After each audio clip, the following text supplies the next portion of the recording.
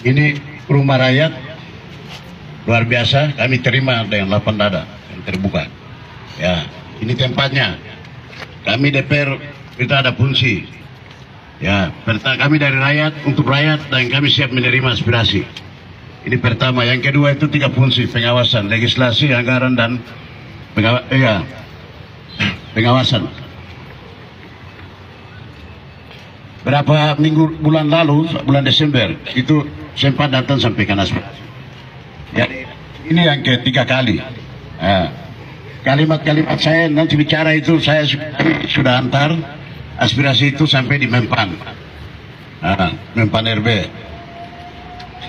Dan apa yang saya bicara itu saat itu kita diskusi di sana, audiensi, dan karena keputusan ada di Jakarta.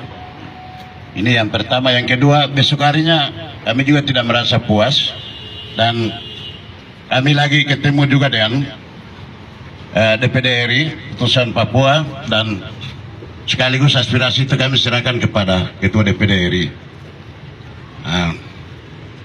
Setelah kami di Mempan, beberapa hal aspirasi itu kami sudah sampaikan.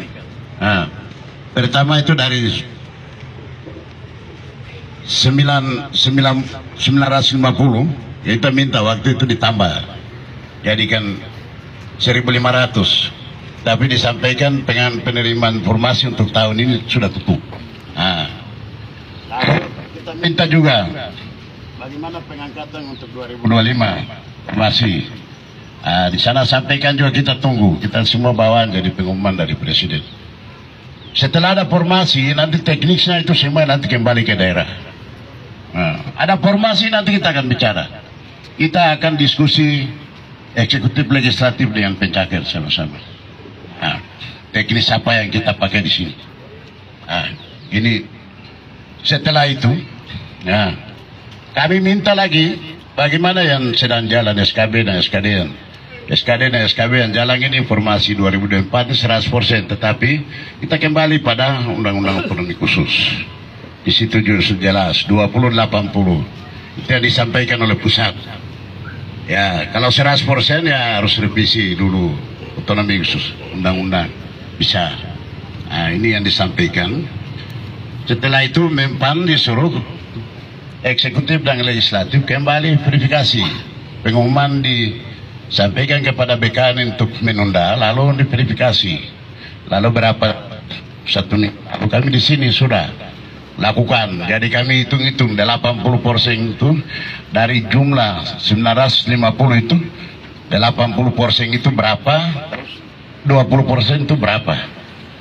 80% itu ternyata dihitung 760 itu anak asli Papua OAP. Lalu 20% itu 190 jadinya 950. Setelah itu yang kemarin yang lolos SKD itu kami tayangkan di layar. Kami hitung pendatang itu jumlah 206. OAP 1.500 lebih. 206 dalam 20% kan ya 190, berarti 106, tinggal 16 saja. Kita kemarin sampaikan 16 itu digugurkan berdasarkan nilai yang ada dari 20%-nya. Kami fungsi pengawasan, kami hanya mengawasi di situ saja. Apa jalan sesuai undang-undang atau tidak, itu hak kami DPR. Lalu kami sudah sampaikan 760 orang itu harus diangkat dari anak asli Papua. Jadi dalam 20% tidak boleh ada anak asli Papua. Di dalam 80% juga tidak boleh ada non-OAP. Lalu di khusus di 80%, 20% itu kami garis bawah juga. Tolong lihat itu anak-anak yang lahir besar di Papua. Tidak mungkin mereka juga sana ikut tes. Ini kami sampaikan. Ya, tolong perhatikan. Apa itu sudah dijalani atau tidak? Ya, Kami terima aspirasi dan kami akan cek apa benar sesuai verifikasi perkataan kami di sini sesuai undang-undang itu apa sudah dijalani oleh eksekutif atau tidak. Kami akan lihat, cek. Ya. Kalau lebih lagi nanti kami akan lihat lagi, jangan sampai bapaknya pendatang, namanya Papua, atau namanya Papua, bapaknya pendatang. Kita akan pastikan dengan ijazah dan KTP. Nah, aspirasi kami terima. Seperti itu mungkin ada teman-teman yang mau sampaikan. Ya. Jadi begini, soal aspirasi begitu disampaikan, CPNS untuk formasi 2024. Jadi pengumuman yang keluar itu dia berbeda dengan hasil rapat koordinasi antara DPR dan BKD. Betul ya? Betul. Kalau sampai itu dia berbeda dengan rapat koordinasi antara DPR dengan BKD, kita harus siapkan daftar pembanding sehingga kita bisa mendudukan masalah ini pada tempatnya.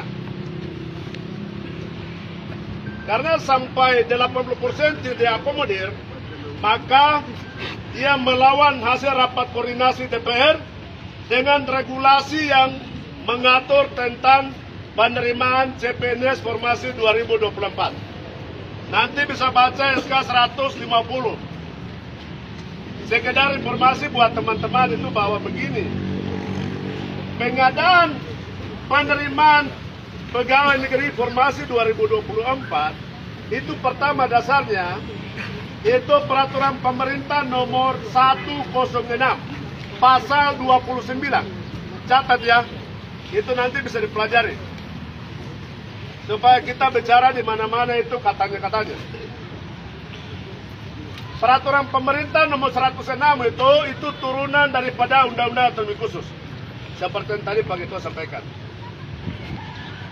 Peraturan teknisnya itu ada surat keputusan Menteri Pendayagunaan dan Aparatur Negara Reformasi Birokrasi nomor 150.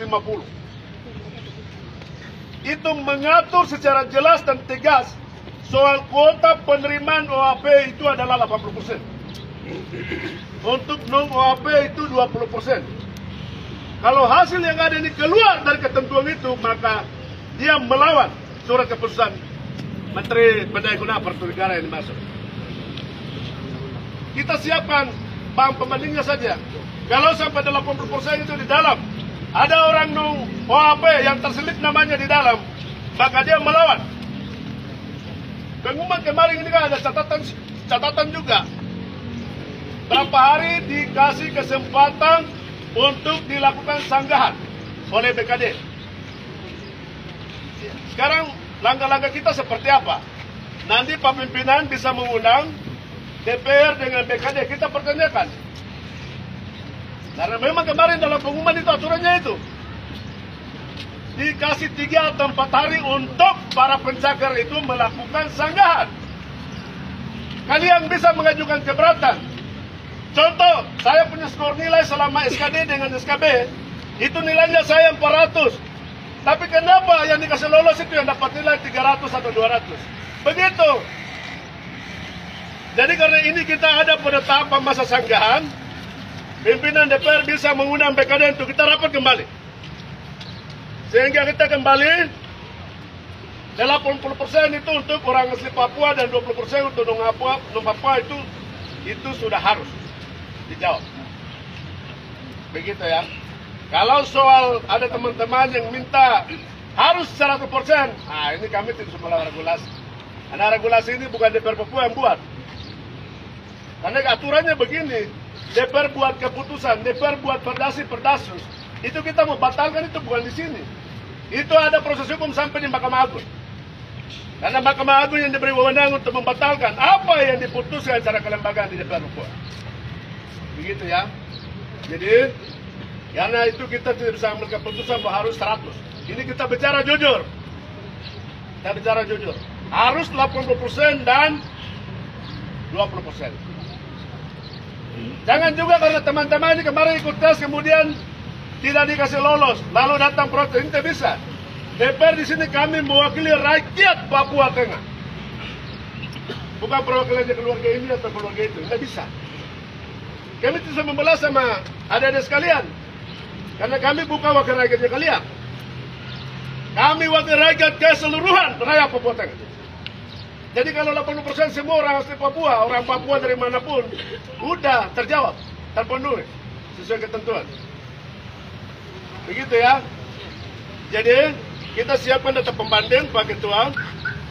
Kalau sampai pimpinan anggota DPR itu kita dapat, misalkan dalam 80% apapun itu, kalau ada orang pendata yang masuk, ya tinggal panggil aja. Apalagi kita ada di masa sanggahan. Kita minta kembalikan itu orang Papua berjata. Begitu. Nanti yang 20% orang non Papua datang, ya kita layani juga. Udah orang lain itu kasih cepat, orang Papua juga kasih lepus semua. Yang kurang kasih masuk. Karena itu perintah regulasi, aturannya memang begitu. Tidak bisa kita kompromi di pendapatnya orang. Begitu ya Pak Leri dan semua teman-teman. Dari saya cukup-cukup.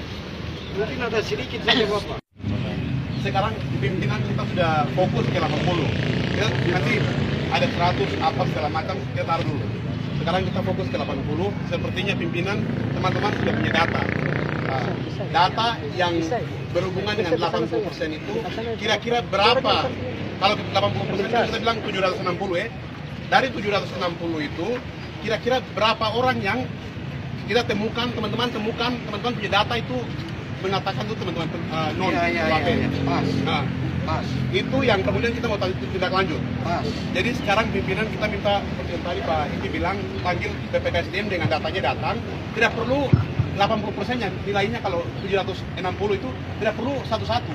Yang hanya teman-teman temukan nama-nama yang kita curigai itu teman-teman non UAP, itu datanya kasih tunjuk.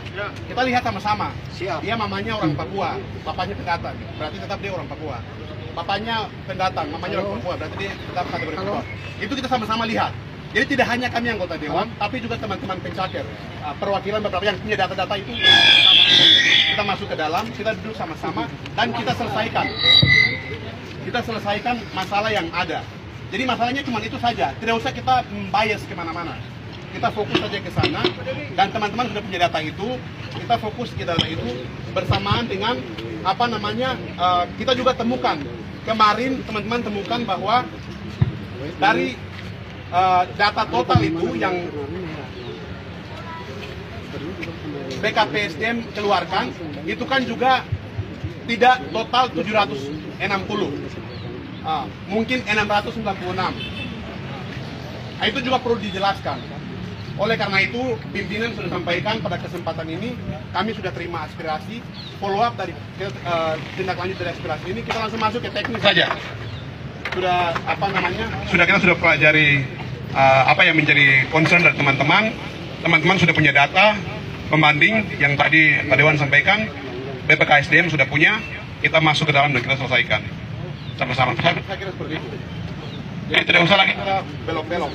Kalau 20% sudah jelas, tinggal 80% yang teman-teman. Ada sekitar berapa orang? Mungkin sekitar 28 atau 27. Itu yang kita sama-sama pelajari.